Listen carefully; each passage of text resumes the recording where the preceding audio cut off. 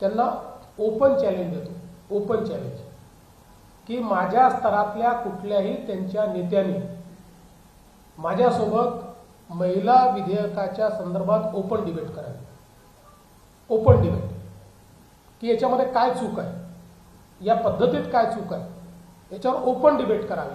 ते करणार नाही, करू शकत नाही.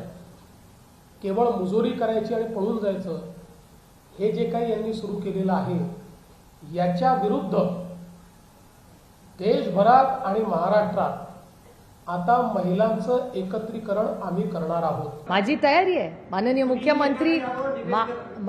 मुख्यमंत्री म्हणतील ती जागा, माननीय मुख्यमंत्री म्हणतील ती वेळ, कारण का ते माझ्यापेक्षा जास्त व्यस्त आहेत, त्याच्यामुळे ते म्हणतील ती वेळ विनम्रपणे, आमच्यापैकी कोणीही विरोधक म्हणून नाही, पण देशाला वास्तव कळलं पाहिजे. कारण का महिला आरक्षणाला विरोधच नाहीये ना. बिल पास झाले. अहो बाळ तुमचं 10वी पास झालेलं आहे ऑलरेडी, ते 12वीत गेले आणि 12वीत तुम्ही विचारताय 10वीचं सर्टिफिकेटच नाही. अरे मग मी 12वीत 11वी 12वी केली कशी?